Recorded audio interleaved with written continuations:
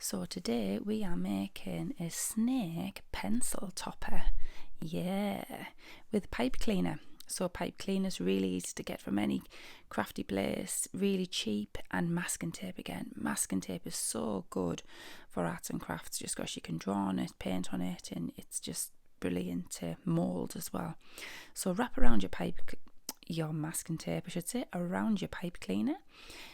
Get someone to do this if you can't do it. Then tie a little knot. Well, just you don't have to tie. Just twist it at the top because we're going to make the little snake's head, and then that bit's done. Then once you've got that, you can then start wrapping around the pencil and slowly wrap it around. It wraps really well and quite tough because of that masking tape over the top of the pipe cleaner. So keep wrapping around all the way till you get to the end and leave the little end of the snake's tail there sticking out at the end. Then you've got a lovely bendy shape of that snake. Then we can go on starting to colour it in. So you can use whatever colours you want, whether it's felt tips or crayons or pens or glitter or whatever you want to do to colour that in. You can do this off the pencil or on the pencil. So we're just doing the snake's head here.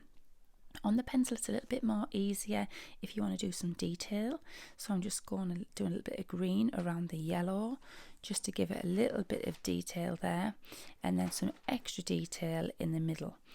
So you can take it off and unwrap it and colour it in and then wrap it around again. Lots of different ways you can do this, but for this I've wrapped it around and then added in the detail. Then you've got a bendy snake and you need to just put the eyes in there, and then there you go, wrapped around the pencil. That looks really cool.